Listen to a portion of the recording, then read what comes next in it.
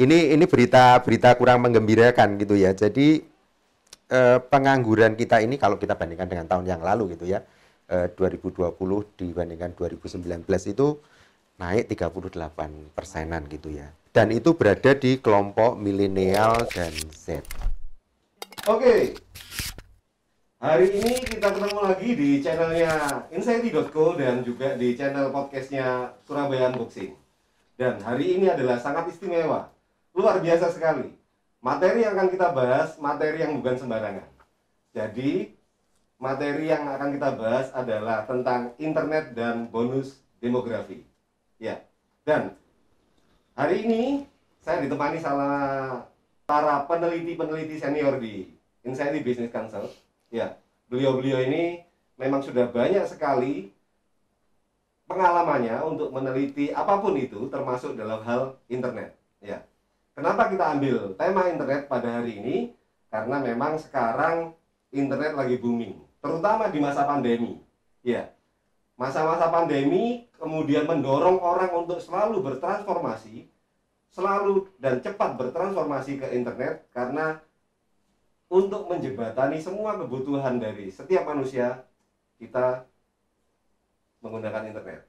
Ya, nah, saya kepingin cerita dulu sih sebetulnya. Bagaimana sih pengalaman kita berinternet gitu ya? Kalau terus terang saya dulu pada waktu awal-awal internet masuk sekitar tahun-tahun 20 tahun 1993 94 itu pengalaman saya internetan pertama adalah buat email. Nah, buat email waktu itu yahoo.com itu masih masih yang paling familiar untuk kita gunakan ya. Dan itu pun saya harus mendatangi sebuah mall di Surabaya untuk masuk ke warnet ya.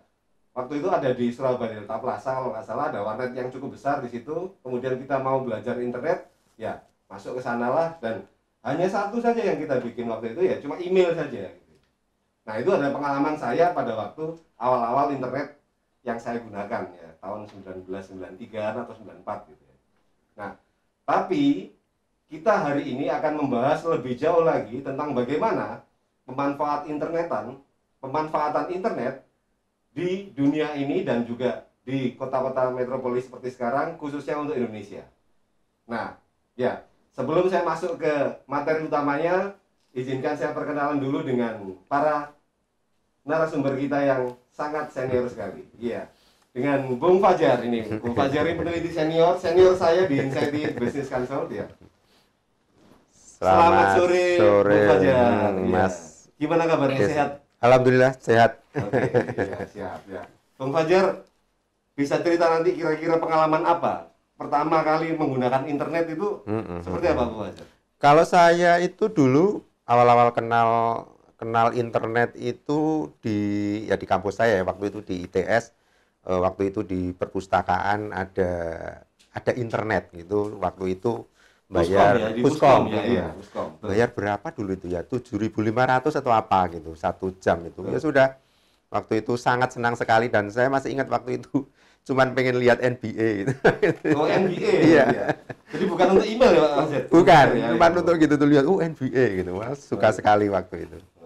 Iya, sip, mantap, mantap. NBA ini salah satu konten olahraga berarti. Iya, Ini. waktu itu. Berarti penggemar olahraga nih, Bung Fajar. Ya. Di sebelah kanan saya juga ada salah satu peneliti senior juga di Insighty Business Consult, ada Bung Rizal. Nah, Bung Rizal, gimana Bung Rizal? Selamat siang. Woi, mantap ini Bung Rizal. Sehat Bung Rizal? Alhamdulillah. Alhamdulillah sehat ya. Iya. Iya. Pengalaman pertama kali menggunakan internet apa Bung Rizal? Pertama kali penggunaan internet, ya sama dengan Pak Fajar tadi, kita pengalaman di kampus. Di kampus ya? Iya. Di Puskom juga itu berarti ya? Di labnya statistik ya. Oh, labnya statistik. Iya. Iya. Saya belum pernah kayak Puskom itu Pak, apa warnet gitu ya, bukan ya? Puskom itu Puskom pusat itu komputer, pusat dulu, komputer ITS, jadi itu. disiapin. Di pusat ya. Iya, saya hanya memanfaatkan di labnya statistik. Jadi ketika jam-jam pulang kuliah gitu kan, itu kan bisa masuk ke situ gitu kan. Ya sama. Jadi kita fokusnya ke email-email aja dulu gitu. Pembuatan email gitu kan ya. Oke. Terus kemudian ya Ya. searching kayak gitu. Itu Browsing-browsing apa yang browsing. dilakukan waktu itu? Ya terkait dengan mata kuliah. Oh, terkait kuliah ya. Oke, mantap ya. Ya, pengalaman ini membentuk kita pada akhirnya pemanfaatan internet itu akan menjadi seperti apa. Dan pada siang hari ini kita akan membahas bagaimana sih sebetulnya potensi internet yang akan datang, khususnya di era-era 2030 dan seterusnya, di mana banyak para ahli menyebutkan bahwa masa-masa itu adalah masa bonus demografi. Nah, apa sih maksudnya dari bonus demografi? Ya, kita akan bahas dengan kedua narasumber kita. Tetapi sebelum itu, saya ingin menyampaikan dulu bahwa kemarin di akhir Februari 2021, dari Asosiasi Pengusaha Jasa Internet Indonesia merilis hasil penelitiannya bahwa pengguna internet di Indonesia sekarang sudah naik menjadi sekitar kurang lebih 77, sekian persen. Nah, ini kenaikan yang sangat signifikan jika dibanding pada tahun 2020, yang mana masa-masa pandemi ini mendorong semua orang untuk selalu menggunakan internet. Ya. Dan saya masih ingat juga pada waktu itu tahun 2001 atau 2002 ya. Ada salah seorang ketika saya meeting dengan beliau, itu kata-kata atau kalimatnya yang saya sampai sekarang masih ingat adalah, pada masa sekarang berapa jam waktu yang kamu habiskan untuk menggunakan internet? Nah, itu pertanyaan yang sangat luar biasa, yang sangat menginspirasi saya pada waktu itu, sekitar tahun 2001 atau 2002. Ya. Dan beliau menjawab, kalau Anda berusaha ada di dalam perusahaan telekomunikasi atau perusahaan IT, pemanfaatan internet minimal harus 12 jam satu hari. Ya.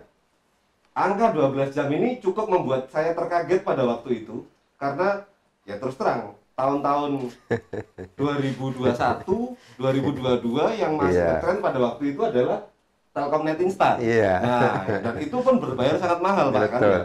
Ya, 2001, 2002. Suaranya saja saya masih ingat. Darudit. 08 sekian gitu ya. Iya. Beliau menyampaikan, paling tidak kamu harus mengakses internet 12 jam. Padahal pada waktu itu saya paling mengakses internet sekitar 2 atau 3 jam per hari gitu. Iya. Harus dikembangkan lagi ya gitu. Dan itu siapa yang bilang adalah Pak Dodi Mahdia. Jadi pengalaman saya ketemu pertama kali dengan beliau, 12 jam guys, setiap hari 12 jam ya. Siap Pak. Tetapi hal itu sudah sangat tidak relevan sekali, karena apa? Internet sekarang 24 jam sudah ada di genggaman kita. Ya, internet sekarang sudah bisa dimanfaatkan di handphone, di laptop, dan di device-device yang lain. Banyak sekali macamnya yang bisa kita manfaatkan. Ya, saya balik lagi ke masalah hasil riset dari Abji tadi. Ya, gimana Pak Hajar, Bung Hajar? Kita menyikapi riset dari Asosiasi Pengusaha Jasa Internet tadi yang pada masa pandemi ini mengalami kenaikan cukup banyak. Iya, betul. Menurut saya sih hasilnya cukup make sense ya, masuk akal dengan apa yang terjadi hari ini, karena pandemi ini atau si COVID ini kan seolah-olah menjadi aktor yang membuat percepatan untuk tumbuhnya digitalisasi gitu ya, atau orang juga harus mau, entah mau atau tidak mau gitu ya, itu kan terpaksa harus terhubung dengan internet.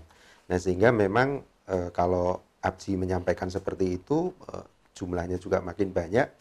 Menurut saya sih ya akan terjadi seperti itu, karena memang hampir semuanya semua hal, karena ketika kemudian kebijakan di dalam pandemi ini mengatakan bahwa untuk mengurangi ketemu orang, mengurangi mobilitas, itu mau nggak mau ya ini jalan satu-satunya kita bepergian ya menggunakan jalur internet ini. seperti itu kira-kira. Jadi kan memang ya kalau mau dapat hiburan kita juga apa, kalau mungkin masih ada yang berani gitu ya ke bioskop, tetapi kan sudah agak awang-awangan gitu orang Jawa bilang gitu kan, sehingga ya sudah carilah hiburan di mana lagi kalau nggak di internet. Jadi memang ya benar, memang hasil yang disampaikan oleh Abji ini ya memang apa yang menggambarkan apa yang terjadi hari ini gitu, Mas Kes. Siap. Jadi poinnya memang salah satu kata kunci tadi hiburan yang bisa didapat dari internet gitu. Iya. Oke, nanti beberapa pemanfaatan dari internet yang lainnya akan kita bahas juga selain hiburan ya. Bung Rizal, terkait dengan hasil risetnya dari Abji tadi, peningkatan jumlah pemakai internet di Indonesia, itu kalau misalkan diklasifikasikan dalam pemanfaatannya gitu, kira-kira apakah ada penjelasan lebih simpel atau lebih detail gitu? Gimana Bung Rizal? Iya, jadi benar apa yang disampaikan Wajar, bahwa salah satu trigger penetrasi internet yang saat ini itu adalah karena adanya pandemi tadi kan. Iya. Nah, pandemi itu memaksa karena kita harus WFH, harus iya kan, harus belajar di rumah kayak gitu kan. Ya itu akhirnya mau tidak mau mereka harus memanfaatkan internet sebagai medianya pembelajaran itu. Dan juga kita kalau bekerja jika WFH, jika kita kontrol dari rumah juga cara bekerja. Stay at home gitu ya. At home, iya, gitu kan. siap. Nah, sehingga kalau kita hasil survei kita memang ketika kita tanya di survei tahun 2000 itu tahun 2020 mereka sebagian besar menyatakan bahwasanya kebutuhannya untuk apa ya, untuk belajar dan bekerja gitu kan. Belajar dan bekerja. Belajar dan bekerja gitu kan. Siap. Dan itu disampaikan di semua area, di semua wilayah, baik itu Jawa maupun luar Jawa. Ya. Jadi memang dua hal itu yang memang menjadi trigger mereka memanfaatkan internet. Oke. Ya, saya tangkap dari Bung Rizal dua kata kunci untuk belajar dan bekerja gitu ya. Belajar dan bekerja. Nah ini semakin menarik sekali obrolan kita pada siang hari ini. Ya, tetapi saya kepingin sesuai dengan topik kita, yaitu internet dan bonus demografi di Indonesia. Ya, sebetulnya kenapa sih diistilahkan dengan bonus demografi gitu ya?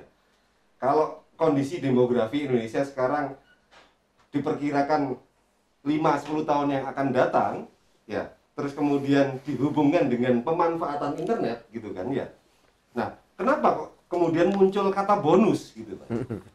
Ini kan menarik. Iya. Berarti kalau dikatakan sebagai itu bonus, pemanfaatan apa yang paling tepat gitu sebetulnya? Di samping hiburan, kemudian pendidikan dan pekerjaan.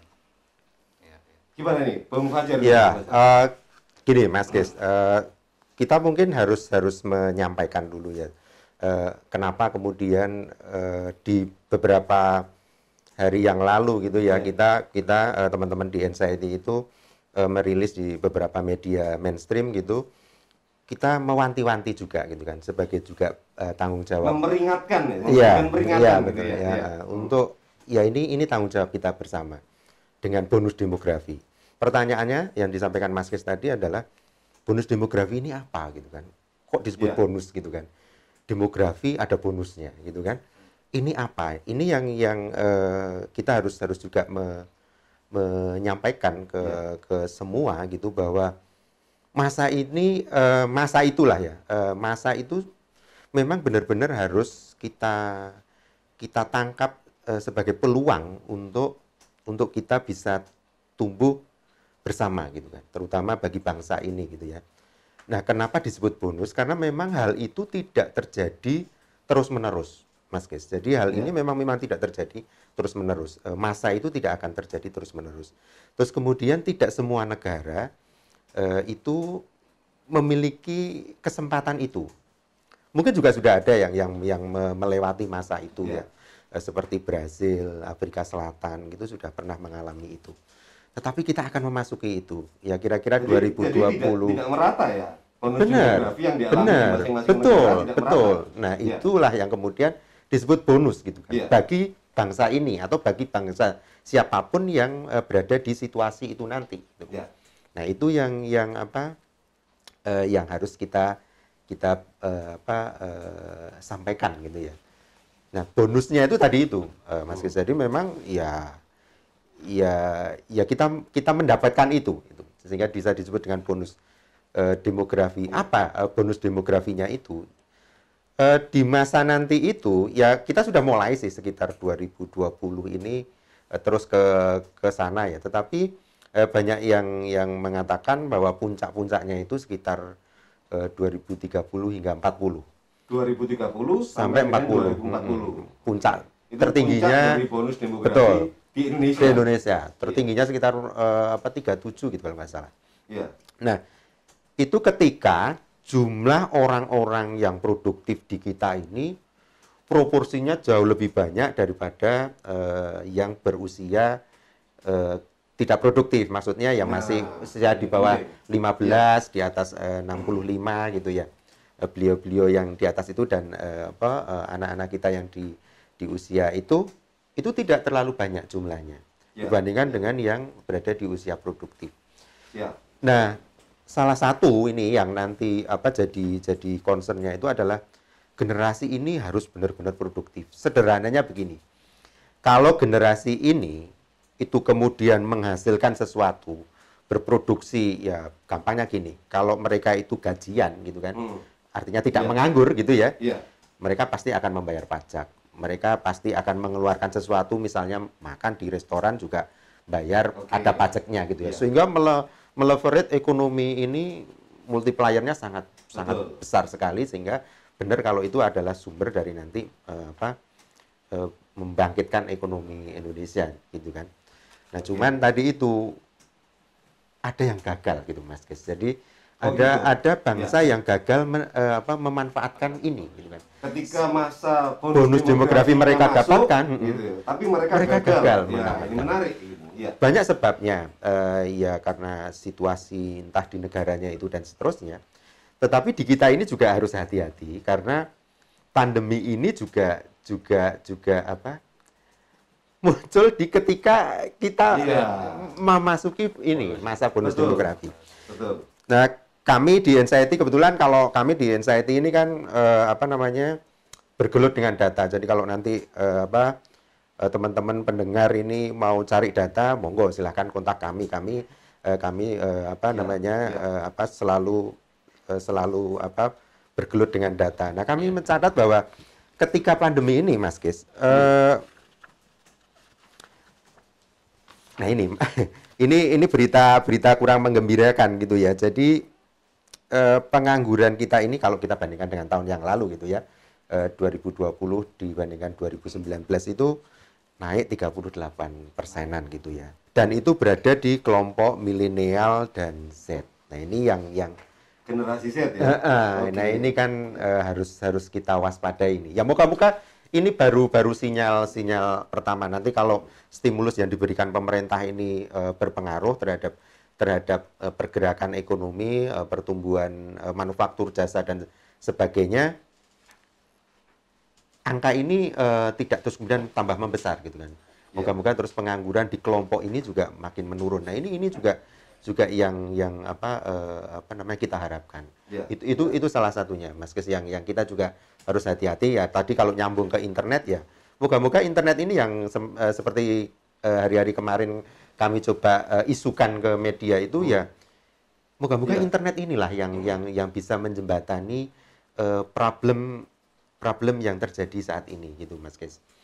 Itu yang hari-hari ini gencar kita sampaikan, termasuk ini kami sebagai peneliti di Insighty, terus kemudian diundang teman-teman insighty.co ya, kami sangat gembira karena juga hari-hari ini kami quote unquote gitu ditugasi untuk juga ikut mengkampanye bagaimana jangan sampai gitu ya bonus demografi ini tidak menjadi apa-apa gitu loh. Bonus ini tidak menjadi apa-apa bagi itu tersia-siakan. Iya, betul. Tapi sebentar, saya potong dulu sebentar, Bro Fajar. Iya.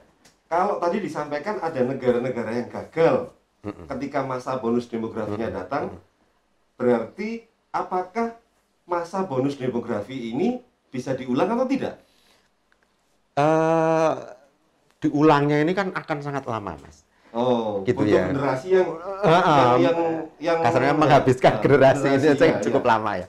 Jadi kita dari ya misalnya kita anggap aja dari 45 gitu ya. Iya. Kita lahir gitu ya. Baru sekarang kan hari-hari ini kita ada yang bilang 2045 kita harus masa Indonesia emas gitu kan ya. Ya karena memang ada Iya. bonus demografi di 30-40 itu tadi, Di 2030 sampai dengan 2040 2040 tadi, gitu ya. betul. Nah, Iya, itu iya. yang Ya. memang banyak diharapkan dan kita berharap ya, tapi kita kemudian juga tidak tahu di 2020 awal kita kemudian mendapatkan musibah ini gitu kan ya, pandemi ini, dan ini juga cukup memukul ya, tadi yang saya sampaikan 38%-an terjadi pengangguran di usia milenial dan generasi Z ini. Ini kan bikin kita deg-degan juga sebetulnya. Kalau ini berlanjut kan ya mengkhawatirkan bagi persiapan kita memasuki bonus demografi itu.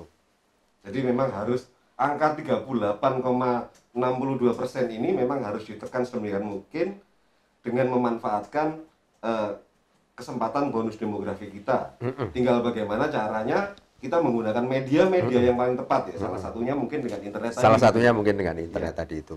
Barangkali Bang Rizal bisa menambahkan Iya. kira-kira apa lagi yang menjadi yang harus kita persiapkan ke depan gitu ya. Selain angka pengangguran tadi turun, terus kemudian mungkin ada data-data yang lain, Bang Rizal? Saya mau menambahkan mungkin ya, Iya. terkait dengan bonus demografi yang disampaikan oleh Pak Fajar ya. Bahwasanya kalau kita bicara bonus demografi, kalau kita bilang bahwasanya bonus demografi itu karena ada, ini ngomong besaran gitu kan. Besaran iya. di usia produktif kayak gitu kan. Nah, Usia produktif. kalau kita lihat tahun 2010 dan tahun 2020 gitu kan, sebenarnya usia produktif itu jumlahnya itu besar memang gitu kan. Di 2010 itu juga besar dibandingkan dengan non produktifnya gitu kan. Iya. Tapi kenapa kok bonus demografi itu ada di 2020? Kenapa enggak? 2030? Iya, kenapa Iya. enggak di 2020? Kenapa kok enggak di 2010 gitu kan? Iya. Padahal juga besar gitu kan. Kalau lihat datanya gitu Pak Fajar. Iya, Iya. iya. Ternyata bonus demografi itu erat kaitannya dengan, karena masih ada hubungan dengan rasio dependensi gitu kan. Oh, oke. Jadi Iya. rasio dependensi, apa itu rasio dependensi? Itu adalah Rasio dependensi. Iya. Iya, iya. Jadi angka ketergantungan. Jadi si usia produktif ini menanggung beban dari usia non Non-produktifnya. gitu kan. Iya.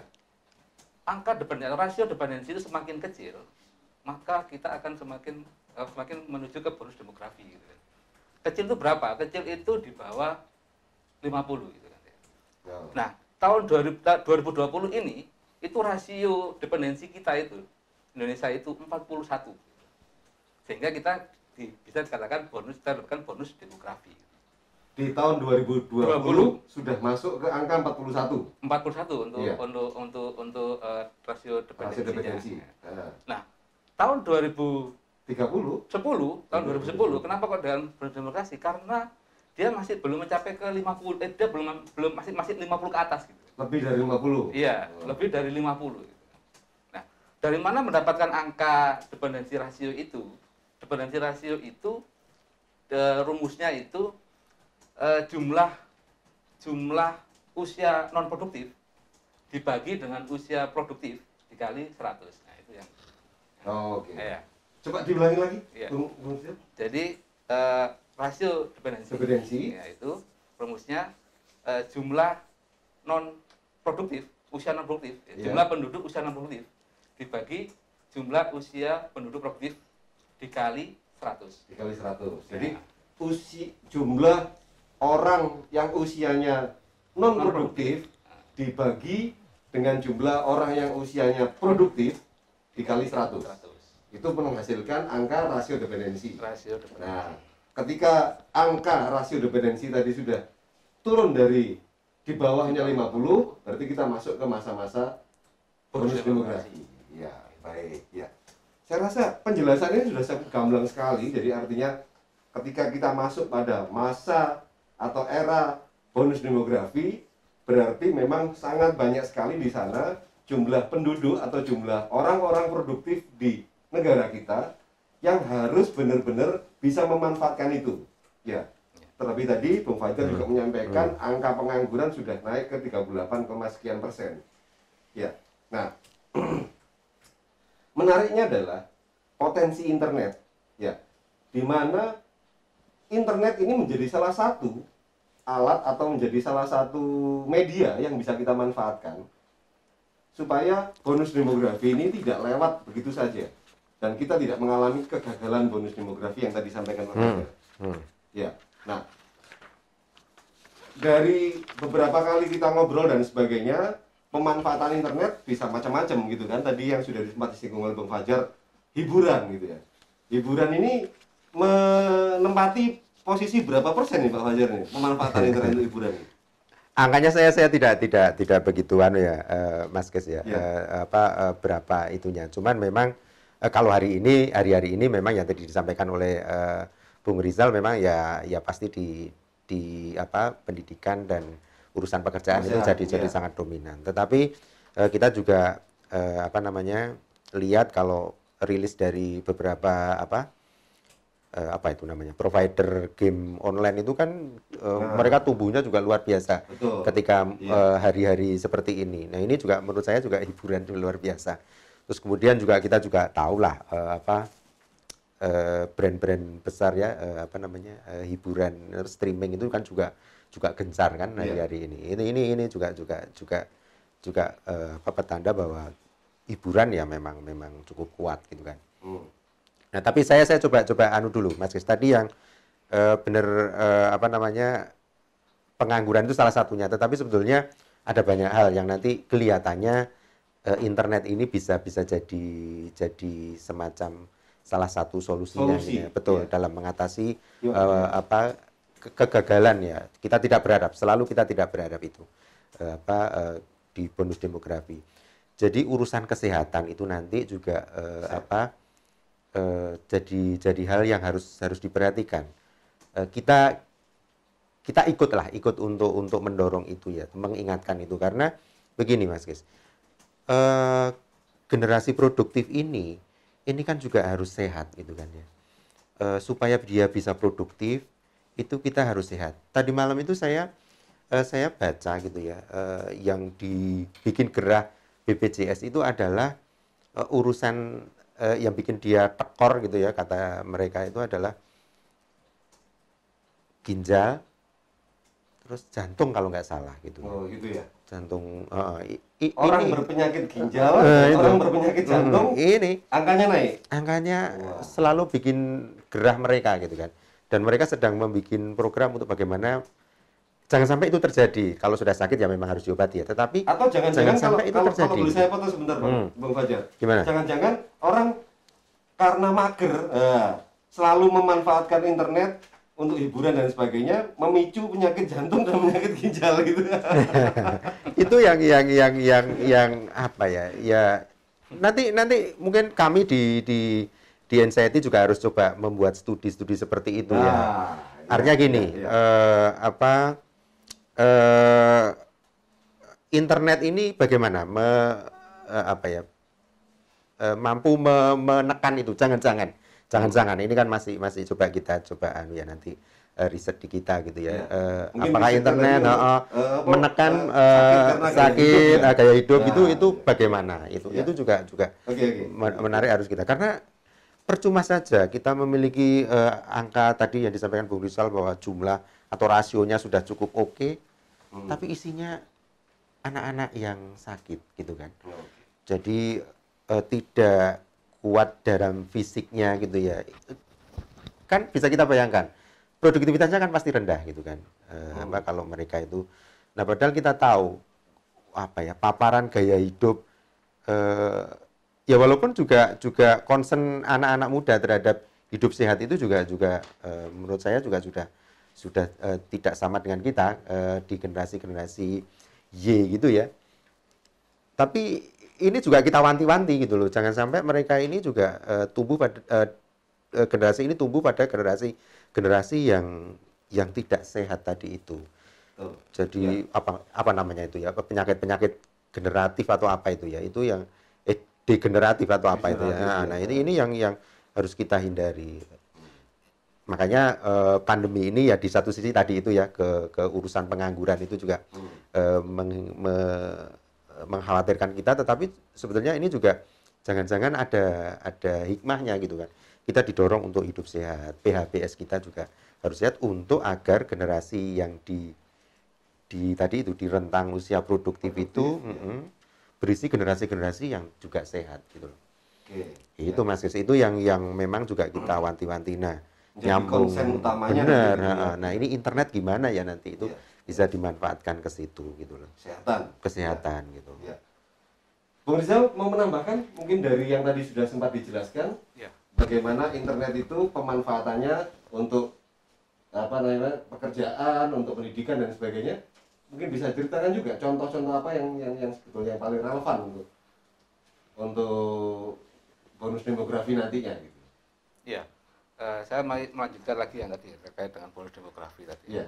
Jadi kalau Pak Fajar tadi, Bung Fajar tadi bilang bahwasanya pengangguran itu masih besar gitu kan, malah ada peningkatan pengangguran di usia produktif gitu kan.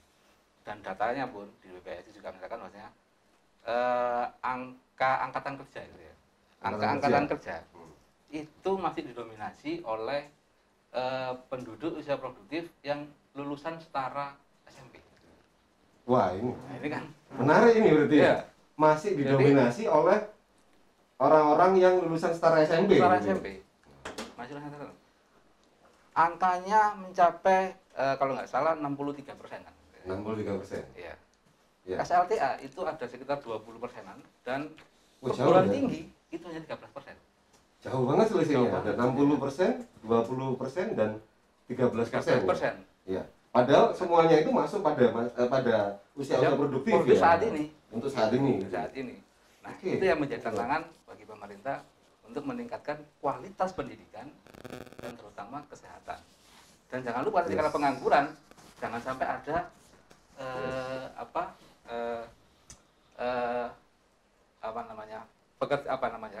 kesempatan bekerjanya itu berkurang gitu kan ya. Yang penting adalah kita harus membuat lapangan pekerjaan bagi mereka itu gitu. Ya. Ya. Sehingga apa? Benar nanti internet itu menjadi penting, ya kan? Ketika untuk peningkatan kualitas manusia, gitu kan? Kualitas pendidikan kayak gitu kan. Kualitas pendidikan dan kualitas kesehatan. Kualitas gitu. kesehatan Ya. kayak gitu, ya kan? Jadi menurut saya sih memang internet ini jadi semacam apa ya, sarana untuk pemerataan akses terhadap pendidikan. Kita bisa berharap di situ juga gitu ya, Mas Kes ya. Terus kemudian kesehatan gitu ya. Data kami mencatat gitu ya di masa pandemi ini ya. Ini kan online medical consultancy ini juga naik gitu loh. Nah ini kan saya membayangkan bisa online jadi medical konsultansi itu naik untuk konsultasi iya, kesehatan gitu ya. Oke. itu naik. Datanya Di samping ya online education itu juga naik. Nah saya membayangkan bisa jadi saya salah gitu ya. Tetapi saya membayangkan ketika dulu itu pemerataan tenaga kesehatan di daerah tertinggal, di daerah terluar, di daerah terdepan Indonesia, terpinggir mungkin seperti itu ya, terpinggirkan. Itu jangan-jangan tersolusikan dengan internet ini gitu ya. Jadi mereka kalau sekedar bertanya tentang penyakit bisa kok, tentang sakit ya bukan penyakit, tentang sakitnya gitu bisa konsultasi. Bisa konsultasi dengan dokter-dokter di Jawa gitu ya. Bisa seperti itu kan. Dia tidak lagi harus menunggu kunjungan dokter yang ditugaskan di daerah-daerah seperti itu. Nah, walaupun kemudian problemnya bagaimana akses internet di daerah-daerah seperti itu juga persoalan. Nah, kemarin dirilis beberapa kali kami di media, kami selalu mendorong itulah. Provider internet ini juga harus ikut lah gitu kan, berkontribusi dalam pemerataan itu. Gitu Mas Kes. Karena itu menjadi penting ya tadi itu ya urusan pendidikan ini solutif juga kelihatannya internet ini ya kan. Terus kemudian kesehatan ini juga bisa menjembatani itu. Ya. Saya yakin lah di Indonesia ini kan semangat gotong royongnya itu tinggi. Jadi nanti ketika infrastruktur itu sudah sampai di pelosok-pelosok, mestinya para pengembang gitu ya, developer kayak gini ini eh, sangat antusias juga untuk ikut mengisi itu gitu ya. Berkontribusi seperti itu. Oke. Gitu Mas Ges. Ya, ya. Menarik sekali ya. Jadi apa yang kita obrolkan ini tadi sudah ada pemanfaatan untuk hiburan, pemanfaatan untuk kesehatan, pemanfaatan internet untuk pendidikan dan pekerjaan dan sebagainya, bisnis ya. Dan ini semua niscaya adanya bahwa pemanfaatan pada sektor-sektor tersebut menjadi sangat mutlak sekali. Tetapi kita harus paham betul bahwa ya seperti contoh tadi untuk pemanfaatan kesehatan disampaikan Bang Fajar, konseling kesehatan paling gampang saja. Memang masyarakat kita paling gampang itu kalau dia mengalami sakit apa gitu, terus kemudian pengen tahu solusinya atau pengen tahu obatnya apa gitu kan, harus dengan dokter. Nah, dengan aplikasi-aplikasi kesehatan yang sudah tersedia sampai saat ini itu sudah bisa setidaknya bisa menjawab keresahannya gitu ya. Betul. Termasuk juga ya terus terang pengalaman saya pribadi di rumah itu ada anak-anak kecil yang usia sekolah, sekarang pendidikannya juga sudah melalui online, 100% melalui online gitu ya. Apakah menggunakan video conference atau menggunakan grup-grup WA dan sebagainya gitu. Tapi pemanfaatan itu memang sudah niscaya terjadi. Tinggal bagaimana kita nanti untuk mengembangkan lebih jauh lagi. Betul.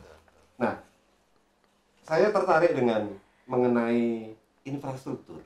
Ya, infrastruktur internet Indonesia ini kalau ngomong-ngomong tentang kekuatannya atau daya jangkaunya, coverage areanya kan masih sangat terbatas sekali nih Bung Fajar. Iya. Sangat terbatas sekali sehingga hak untuk mendapatkan informasi dan akses yang harus dimiliki oleh setiap warga negara, baik itu yang ada di pinggiran atau yang ada di pelosok dan sebagainya harus terpenuhi. Nah, pemerataan infrastruktur internet berarti apa yang harus kita cermati supaya bonus demografi yang akan kita jalankan ini bisa maksimal, bisa dirasakan oleh semua masyarakat di Indonesia. Itu sebetulnya juga tantangan tersendiri dan itu tidak hanya tugas pemerintah gitu ya. Jadi kami mendorong gitu ya supaya provider ini juga mampu dan mau ke sana gitu kan. Walaupun mungkin secara bisnis di daerah-daerah itu agak kurang gitu ya, tetapi saya yakin lah dengan hadirnya internet, kalau mereka tidak investasi lebih awal di daerah itu, nanti mereka akan ketinggalan kok gitu kan. Ya hari-hari ini kami sangat appreciate gitu ya dengan Telkom, dengan IndiHome-nya ini mereka mampu ke hampir di seluruh kabupaten infrastruktur yang merata gitu ya, sehingga sudah siap gitu ya menangkap itu.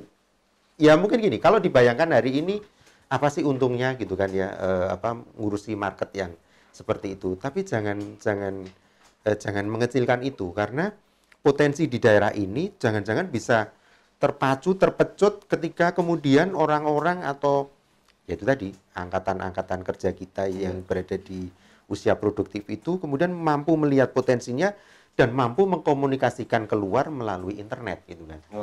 Nah, ketika kemudian mereka itu bertumbuh, usahanya berkembang, brand awareness pertama ya pasti provider yang ada di situ lebih awal dong gitu kan. Nah, ini yang menurut saya jangan dilihat sekarangnya gitu kan. Kedepannya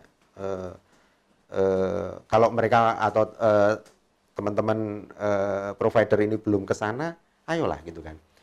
Ada dua hal yang memang berbeda gitu kan. Tapi kan itu kan saling mengisi, jadi tanggung jawab sosialnya untuk membangun negeri ini, mempersiapkan generasi itu gitu kan. Tetapi nanti ke depannya kemungkinan besar juga mereka akan mendapatkan manfaat. Nah, jangan sampai hanya IndiHome dan teman-teman di Telkom ini yang gencar di seluruh pelosok gitu kan. Tetapi yang lainnya itu jangan hanya bergerak di kota-kota besar saja gitu ya. Di Jawa saja. Nah, apalagi di Jawa saja gitu Iya, kan. Ini kan iya. ya memang market itu memang besar, memang menarik, tetapi tanggung jawab itu juga harusnya kita ambil juga gitu. Seperti itu. Iya. Itu sih Mas Kes yang pengen kita juga ikut mendorong gitu ya. Supaya ya tadi itu kita agak deg-degan juga gitu ya sebagai anak bangsa gitu kan ya melihat angka pengangguran juga bertambah gitu ya akibat pandemi, walaupun kita juga selalu berdoa semoga ini kan baru karena setahun pandemi gitu ya. Itu tidak berlanjut gitu ya. Terus kemudian ya tadi itu kita juga harus mensiapkan generasi yang kuat juga gitu ya. Angkatan kerja yang berada di masa keemasan kita di bonus demografi ini juga harus kuat. Walaupun problem bonus demografi itu tidak hanya seperti itu. Kita juga harus menyiapkan industri, masih banyak manufaktur banyak sekali ya. lainnya Tetapi ya. minimal itulah gitu ya. Kekuatan sumber daya manusianya ini yang harus kita bangun gitu sih Mas Kes. Ya, salah satunya memang untuk membangun kekuatan sumber Nah, daya itu tadi, menggunakan internet ini gitu. yang ketergunaannya atau kemanfaatannya tadi berbagai bidang kan gitu ya. Ya, saya tertarik dengan provider gitu ya. Sebetulnya ada berapa sih jumlah provider di Indonesia yang aktif gitu? Kalau dilihat dari share-nya itu ya, Iya. itu ya hanya 5 provider yang paling besar gitu kan. 5 provider di Indonesia yang terbesar ya kan. Untuk fixed broadband gitu ya. Untuk fixed broadband ya, sorry. Ya. Kalau konteksnya fixed broadband itu ada 5. Tapi kan internet itu tidak hanya dari fixed broadband saja, gitu kan. Ada juga yang dari operator seluler kayak gitu kan. Ya. Seluler broadband. Ya, broadband. Nah, ya. kalau kaitannya dengan apakah semua penduduk Indonesia ini sudah terlayani dengan internet? Saya rasa sudah terlayani, walaupun memang terlayaninya baru masih internetnya masih internet seluler gitu. Nah, jadi seluler tadi ini angkanya tadi sudah di kan risetnya tadi itu 77,sekian% gitu ya, dan smartphone paling tinggi 90%-an gitu kan. Pengguna smartphone gitu ya. Internet penggunaan smartphone itu 90%-an. Nah, itu indikasi bahwasanya mereka itu kalau smartphone biasanya menggunakan pakai data gitu kan. Pakai data berarti dia menggunakan operator seluler gitu kan yang digunakan gitu. Nah, sementara laptop tadi berapa? Cuman sekitar 14%-an kalau nggak salah ya. Pengguna PC ya, laptop, komputer gitu kan. Nah, laptop berarti kecenderungan dia adalah kemudian bisa dimungkinkan dia itu berlangganan fixed broadband, dan memang fixed broadband itu masih pasarnya itu masih 14% lah. Artinya pasarnya masih 14%. Jadi penetrasinya masih 14% lah ya. Jadi yang pengguna fixed broadband ini masih 14% dari penetrasi internet tadi ya. Dan jumlah penetrasi internet tadi 14% itu pengguna fixed broadband. Ya. Kalau boleh simpel saja saya simpulkan apa yang disampaikan Bung Fajar dan Bung Rizal tadi, bahwa fixed broadband yang masih 14% tadi ya, jumlahnya hanya 5 tadi, harusnya memang melakukan penetrasi perluasan jaringan ke seluruh pelosok Indonesia gitu ya. Jadi nanti yang diuntungkan bukan hanya broadbandnya saja kan, bukan hanya providernya saja, tapi masyarakat di sana diuntungkan, kemudian providernya juga diuntungkan gitu ya. Betul. Ya. Oke. Akhirnya gitu menurut saya itu ya akan menguntungkan mereka juga kok gitu kan, karena pendapatan naik gitu ya, ekonomi tumbuh di daerah situ, toh juga mereka nantinya akan menikmati itu. Tetapi yang satu hal juga yang mungkin kita juga tidak boleh lupa, Mas Kes. Jadi pemerataan di sisi sebaran coverage itu iya. Tapi sebetulnya mungkin nanti Bung Rizal yang bisa. Jadi keterjangkauan harga menurut saya. Ini juga harus dipikirkan. Jadi kadang ini kan jadi saya ini kadang kan agak nelongso gitu ya. Kalau lihat terus kemudian teman-teman di ISP ini terutama yang fixed broadband gitu ya, larinya ke yang Mbps-nya tinggi-tinggi gitu lah. Nah, ini yang teman-teman yang masih ya istilahnya daya belinya belum cukup gitu, terus gimana gitu kan. Padahal mereka butuh akses internet yang stabil, cepat, dan itu relatif bisa dilayani lewat fixed broadband sementara ini kan gitu kan. Kalau seluler ya relatif masih belum bisa sestabil fixed broadband gitu ya. Nah, ini kan ya harus ke situ juga. Jadi coverage itu juga menjadi apa yang harus konsen tersendiri, terus tapi kemudian pemerataan dari sisi iya. pilihannya ini juga jangan terus kemudian tidak mau menawari yang murah. Gitu. Tapi kira-kira dari beberapa potensi-potensi seperti itu ada nggak Pak Bung Rizal kemungkinan untuk bisa berkolaborasi ini antara provider satu dengan provider yang lain gitu, gimana kira-kira? Sebelum kita bahas tentang harga tadi gitu ya, barangkali ada potensi kolaborasi dari provider gitu. Atau malah justru mungkin harus dilakukan pembatasan bahwa ini harus di daerah sana, si B harus di daerah sini dan sebagainya, gimana ya? Iya, lagi-lagi memang kan ini kan kaitannya dengan kompetisi ya. Kalau kompetisi sih sebenarnya ya nggak bisa dibatasi gitu kan. Gitu kan. Bagi mereka, mungkin kalau pemerintah, kalau Telkom memang ada suatu kewajiban kan. Dia ada kewajiban untuk mencerdaskan kehidupan bangsa gitu kan. Salah satunya adalah dengan pemerataan internet tadi. Artinya internet IndiHome harus ada di semua Nusantara gitu kan. Tapi bagi si swasta ini kan dia nggak berpikir seperti itu kan. Dia hanya berpikirnya adalah profit. Tapi yang penting itu kan kalau mereka tidak bisa pemerataan di daerah-daerah terpencil, minimal dia itu bisa meratakan setara bisa pemerataan di kelompok masyarakatnya gitu. Artinya dia jangan menjual jasanya itu, menjual produknya itu di masyarakat yang menengah ke atas atau menengah ke atas gitu. Dia juga harus memikirkan bagaimana dengan mereka-mereka yang ada di masyarakat bawah gitu kan. Dia butuh juga internet gitu kan. Bayangkan pakis mungkin mereka sanggup untuk beli atau berlangganan internet atau melalui operator seluler. Tapi bagaimana dengan kualitasnya gitu kan. Lagi-lagi kembali ke kualitas. Betul. Kalau kita bandingkan dengan fixed broadband, lebih baik fixed broadband daripada seluler gitu kan. Dan mobil gitu kan. Sehingga operator yang lain selain IndiHome dia ada memberikan seperti itu gitu. Dia harus memikirkan kelompok-kelompok yang ada di bawah gitu kan. Iya kan.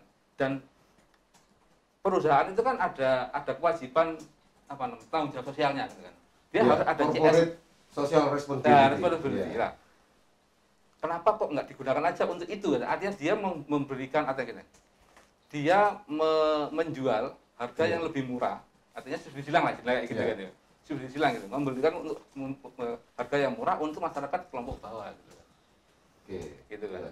Dan itu lagi yang menarik bagi Telkom. Telkom itu dia punya WiFi corner.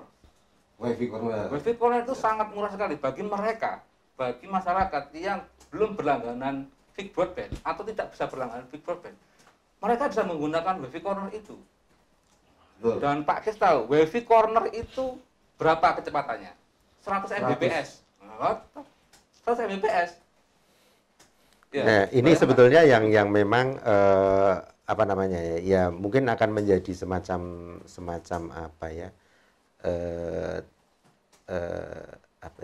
inisiasi yang harusnya juga ditangkap oleh ISP yang lain gitu. Kami berharap bahwa itu jangan hanya Telkom gitulah.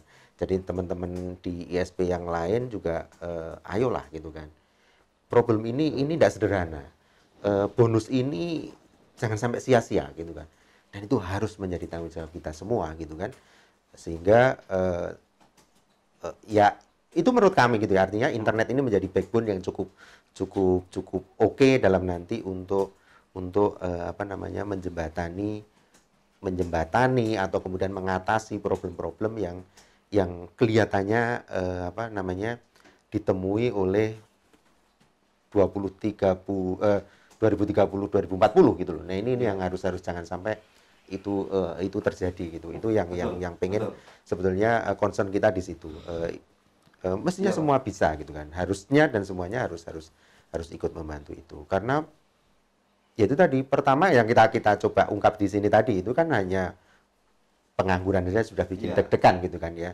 38 sekian persen tadi sudah jangan sampai itu apalagi di kelompok usia itu gitu kan. Tadi disampaikan Bung Rizal kan itu juga ada sekian persen SLTP dan sederajat gitu kan. Nah, ini kan juga bagaimana kita mengatasi itu gitu kan. Ya mungkin nanti teman-teman di NCIT yang di apa namanya berkontribusi di Pahlawan Ekonomi Surabaya itu juga bisa menceritakan bagaimana internet itu juga sangat membantu mereka gitu loh. Apa namanya? Karena ya jangan gini ya. Jangan sampai beban apa mengatasi pengangguran itu hanya ditumpukan di kelompok usaha menengah besar gitu kan. Jangan-jangan ya salah satu solusinya adalah menengah kecil ini. Menengah kecil yang sektor UMKM. Usaha UMKM ini gitu kan. Nah, Ya. itu yang apa menjadi mungkin salah satu solusi untuk mengurangi 38% tadi itu. Betul. Itu yang apa menurut saya sih harus kita dorong gitu ya. Kita ini NCIT.co dan teman-teman di NCIT Business Consult ini ya harus bertanggung jawab dan ikut mendorong itu gitu ya. Ini kita bertanggung jawab ya. Tapi usulan menarik Pak Fajar. Jadi dari sisi sektor UMKM nanti terlebih dalam hal pahlawan ekonomi menjadi episode tersendiri nanti akhirnya gitu ya. Ya. Mungkin nanti cobalah diceritakan nanti teman-teman yang berada di sana apa namanya, karena teman-teman NCIT kan ada di sana juga gitu ya, itu bisa dicoba diajak ngobrol gitu bagaimana gitu kan pentingnya internet. Kalau nggak salah nanti saya cek ke teman-teman ya, di teman-teman NCIT kemarin juga melakukan riset tentang UKM gitu kan, benefit internetnya itu apa gitu. Nah ini nanti bisa saling coba menjadi apa ya, diceritakanlah ke pendengar atau pemirsa gitu ya, supaya mereka bisa lebih yakin gitu bahwa memang penting ini kita ini apa internet dan memeratakan dari sisi coverage dan dari sisi keterjangkauan ini harga ini juga harus. Bung Fajar, nanti biar Mas Teguh yang bikin jadwal bagaimana sektor UMKM ini juga tergerak karena adanya internet dan sebagainya ya. Tapi saya sedikit nyambung tadi apa yang disampaikan Bung Rizal ya. Cerita saja sih sebetulnya pengalaman saya tentang Wifi Corner tadi. Wifi Corner itu sangat membantu sekali. 3 atau 4 tahun yang lalu itu kalau misalkan sebelum ada istilah WFH sekarang ngetren gitu ya, work from home gitu ya. Kalau dulu saya sudah sering kali memanfaatkan WFM. Work from mall. Jadi saya bekerja banyak dari mall gitu ya. Terus terang itu karena apa? Di sana ada banyak wifi corner yang kita bisa beli instan, gitu kan ya. Cukup dari pulsa saja, langsung kecepatan internetnya tinggi, pemakaiannya cepat dan instan, kemudian langsung sambil ngumpul sama teman-teman kongko gitu di co-working gitu space begitu ya. Semacam co-working space gitu. Sebelum kemudian diadopsi teman-teman developer sebagai co-working space, teman-teman sudah berperilaku seperti itu gitu ya. Itu sekitar 4 atau 5 tahun yang lalu itu sudah sering kali itu yang kita lakukan. Dan Mas Kif tahu apa yang banyak dilakukan di Wifi Corner? Apa itu? Nge-game. Nge-game itu menjadi salah satu aktivitas utama yang teman-teman sekarang dilakukan di Wifi Corner. Nah, tapi ini juga nanti harus jadi bahasan selanjutnya ini. Ini kan kita coba akan lihat gitu kan. Oke, internet kita dorong untuk kemana-mana, coverage dan keterjangkauannya, tetapi jangan sampai terus kemudian tidak menjadi tools untuk menggerakkan produktivitas, tapi malah menimbulkan kemalasan ini kan. Betul. Walaupun juga nanti pasti ada yang mendebat, loh, ini kan game ini juga industri tersendiri, oh ya gitu kan. Tetapi kalau generasi ini terus nge-game terus bagaimana? tapi kita juga sudah mengagendakan kira-kira nanti masalah tentang industri gitu. ini akan kita bahas juga di NCIT.co dan Surabaya Unboxing ini, Bung Fajar ya. Jadi kita tunggu nanti episode yang berikutnya gitu untuk tentang game gitu ya. Nah, kita tidak dalam rangka untuk memusuhi gamer loh ya ini, tapi ini kita ini coba mendudukkan gitu ya, jangan sampai lo kalau mau jadi gamer ya e-sport sekalian gitu kan, tapi jangan karena malas terus nge-game gitu loh. Nah, ngomong tentang game terakhir itu kan sebetulnya salah satu pemanfaatan saja sebetulnya kan gitu ya. Game itu menjadi sebuah mungkin kalau sekarang jadi hiburan dan yang akan datang mungkin nanti sudah menjadi industri, menjadi profesi dan yang lain-lainnya sebagainya. Kira-kira pemanfaatan apa lagi yang ke depan nanti bisa dimanfaatkan atau yang bisa dilakukan oleh teman-teman muda, terutama orang-orang yang masuk dalam apa masa-masa produktif gitu ya. Selain hal-hal hiburan, tentunya hiburan kan kita sebagai penikmat. Tapi bagi seorang kreator-kreator, ya dia bisa membuat sebuah konten-konten yang menghibur orang gitu. Kan banyak sekali yang bisa dilakukan oleh teman-teman generasi yang milenial atau generasi Z yang harus menjadi pelaku dalam masa bonus demografi ini. Apalagi yang bisa iya, tadi itu apa guyonannya seperti itu ya. Jadi jangan sampai terus kemudian generasi ini cuman apa males terus nge-game gitu ya. Walaupun kita tidak dalam rangka untuk menyerang teman-teman yang di game gitu ya. Cuman memang internet ini ya mestinya jadi anu lah. Jadi mediator yang baik untuk produktif gitu ya. Ya banyaklah cerita ya ketika apa namanya talenta atau apa ya lah cerita gampangnya itu apa namanya daun pisang ini aja bisa kemudian terbang ke Australia gitu ya kayak gitu itu kan bisa gitu loh ya kan orang-orang kampung jualan sampai ekspor gitu memungkinkan gitu loh. Nah ini kan apa ya pasti banyak lagi gitu ya ide-ide apa namanya produktif yang lain yang itu keluar dari setelah mereka dapat internet gitu ya dapat akses internet. Ini juga apa namanya sebetulnya juga luar biasa. Jangan-jangan itu sebetulnya lebih mengalahkan dari kalau kita tadi itu guyoni gitu ya, Jawanya itu guyoni game tadi itu sebetulnya jauh lebih banyak kok yang dipakai untuk hal-hal produktif gitu ya. Nah ini yang juga masih coba kami riset, kami coba dalami di Insighty gitu kan sebetulnya yaitu tadi minimal kita itu kemudian dapat indikator gitu ya, penetrasinya bagus, tapi produktivitasnya juga harus bagus gitu loh. Jangan sampai penetrasi internetnya tinggi, tidak jadi apa-apa. Ini kan juga tidak kita harapkan. Sepakat ya, penetrasinya bagus, tapi produktivitasnya juga harus dapat gitu. Iya. Bonus demografi plus internet sama dengan produktivitas. Harus seperti itu. Itu yang akan kita harapkan gitu ya. Siap. Mantap ini Bung Fajar. Ya. Bung Rizal, apalagi kira-kira potensi-potensi yang bisa dimanfaatkan dari internet ini untuk teman-teman yang masuk dalam zona apa namanya produktif? Iya, ini kan bonus demografi, produktif ini kan banyak di usia tadi usia milenial gitu kan ya. Iya. Nanti tentunya ini adalah peran dari apa namanya Kementerian apa namanya pariwisata gitu kan. Sehingga kebanyakan teman-teman milenial ini pemanfaatannya itu lebih ke apa namanya startup gitu ya. Kemudian kemudian sekarang kan lagi rame-ramenya YouTuber gitu kan ya. Jadi YouTuber gitu. YouTuber. Sebenarnya itu bukan suatu hal yang negatif gitu kan. Artinya itu selama konten yang tapi anak saya pun ketika saya tanya yang usianya sekarang kelas 4 SD saya tanya itu cita-cita mau apa nak? Saya pengen jadi YouTuber ya. Itu bagus kan? Iya. Selama dia membuat konten-kontennya menarik gitu dan mendidik gitu kan. Karena kalau kita lihat ya di YouTube gitu ya. Ternyata yang konten yang banyak ditonton itu lebih ke konten-konten modelnya prank-prank gitu. Nah, itu kan sebenarnya nggak mendidik kan gitu. Prank-prank. Iya kan. Bahkan sempat ada yang apa itu ketahan gitu ya masuk pengadilan itu karena gara-gara prank sampah kayak gitu kan.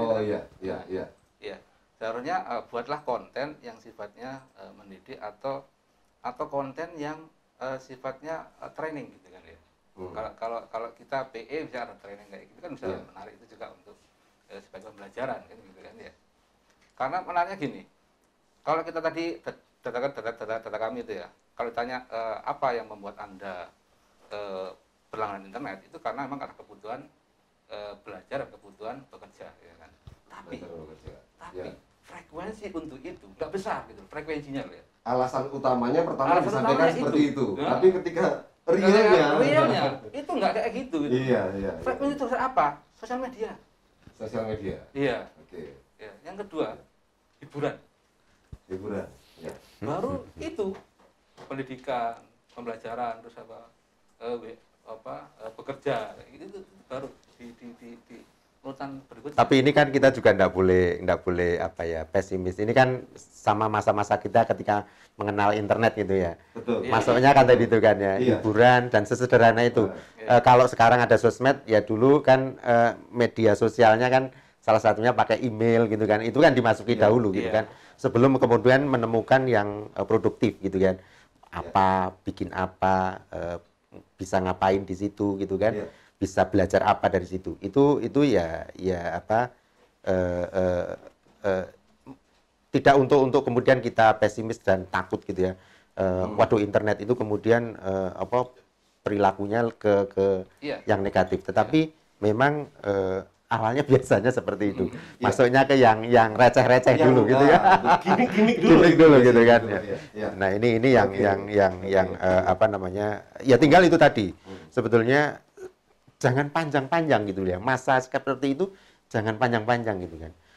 Heboh terus kemudian hidup seolah-olah hanya di sosial media, itu jangan panjang-panjang gitu kan. Iya. Internet tidak hanya sosial media kok gitu kan. Nah, ini yang apa ya? YouTube receh-receh itu ya pasti ada. Tapi itu jangan sampai nanti itu proporsinya tetap gede gitu kan. Itu harus segera berkurang gitu kan. Kemudian isi dengan konten-konten yang memang yang mampu pendidikan yang memberikan bisnis. manfaat buat yang lain gitu. Iya, iya. Itu yang memang apa, harapan kita sih seperti itu. Jadi kematangan apa ya, netter kita ini yang moga-moga Iya. makin tumbuh gitu ya. Dan nggak usah ngomong terlalu jauh. Yang kita lakukan sekarang sudah seperti itu ini Bung Fajar. Kita memberikan konten atau membangun sebuah konten Betul. yang bisa menginspirasi, Iya. ya, bisa memberikan edukasi, walaupun ya kemasannya santai seperti ini, gitu ya. Iya. Tidak hanya pada kaum milenial atau generasi Z, tapi pada semua generasi ya. Ya harapannya kita bisa Iya. mencakup semuanya kan gitu. Ya.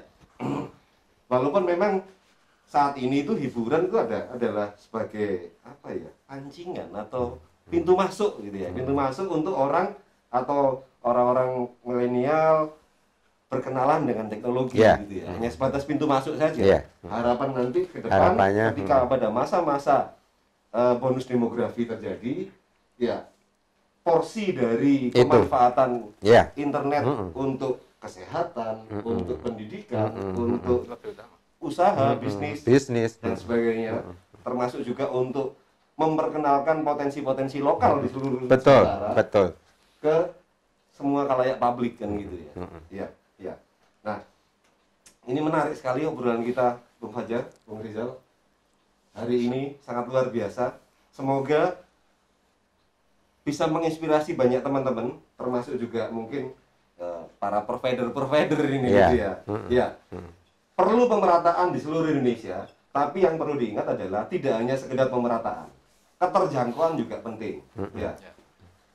Gampang-gampangannya kalau basa Surabayaan ya dimurah nopo rek. Betul. Ojo larang-larang. Iya. Ya. Nah, ya. Baik, sebelum kita akhiri sesi kita pada hari ini, Bung Fajar mungkin ada closing statement? Ya, mari kita apa ya, sama-sama sebagai anak bangsa, sebagai bagian dari keluarga besar warga bangsa ini untuk benar-benar bertanggung jawab gitu ya. Bertanggung jawab dan mensyukuri nanti kita akan menerima bonus yang disebut dengan bonus demografi. Rasa syukur ini salah satunya ya kita wujudkan untuk bertanggung jawab, benar-benar menyiapkan generasi di bawah kita, teman-teman di sekitar kita, saudara-saudara kita untuk memasuki masa itu dengan siap gitu kan, siap secara intelektual ya, siap secara produktivitas, siap secara apa ya, kesehatan gitu ya,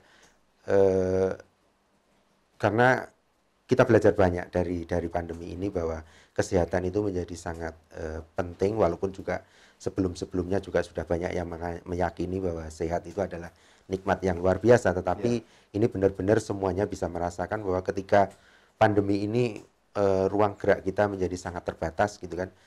Semuanya menjadi relatif sulit gitu ya. Tapi ini menjadi pembelajaran supaya kita menyiapkan teman-teman kita, saudara-saudara kita, anak-anak kita untuk masuk ke masa yang tadi kami sebut dengan bonus demografi yang diyakini terjadi sekitar puncaknya di 2030 ya, sampai 2040 itu benar-benar apa namanya, bisa dinikmati seluruhnya, tidak hanya kita saja tetapi dinikmati oleh seluruh rakyat Indonesia sebagai bangsa kita. Kemudian benar seperti target banyak orang, 2045 menjadi Indonesia emas. Saya kira itu Mas Anukis. Mantap, iya. Menjadi Indonesia emas di 2045. Iya. Oke. Siap. Bung Rizal, closing statement? Closing statement ya. Iya. Kalau saya lebih ke stakeholder ya, artinya pemerintahan. Kita harus benar-benar mengelola ya bonus demografi dengan baik. Jangan sampai bonus demografi ini menjadi bencana demografi gitu ya. Oh. Ya, kalau kita tidak mengelola dengan baik. Sehingga internet itu menjadi salah satu jalan menuju ke peningkatan kualitas pendidikan, kualitas kesehatan, dan memperluas lapangan pekerjaan. Kita sebagai penduduk yang produktif, janganlah kita berharap pekerjaan, kalau bisa kita lah yang menciptakan pekerjaan itu. Gitu Pak Ges. Oke, siap. Terima kasih Bung Rizal, terima kasih Bung Fajar. Semoga apa yang kita diskusikan bersama pada hari ini mendapatkan manfaat dan menjadi inspirasi dari semua pemirsa yang ada di rumah, dimanapun Anda berada. Dan jangan lupa selalu pantau di channelnya Insighty.co dan podcast Surabaya Unboxing. Ya, kasih like, pasang subscribe di sana. Ya, terima kasih atas atensinya dan jangan lupa ya, kalau pemerintah bilang harus 5M. Kalau di sini saya tambahi 1G. Jadi 5M plus 1G. G-nya yaitu gembira. Wah. Terima kasih. Dan sampai jumpa pada episode berikutnya. Jaga kesehatan. Assalamualaikum warahmatullahi wabarakatuh. Waalaikumsalam warahmatullahi wabarakatuh. Mantap. Mantap.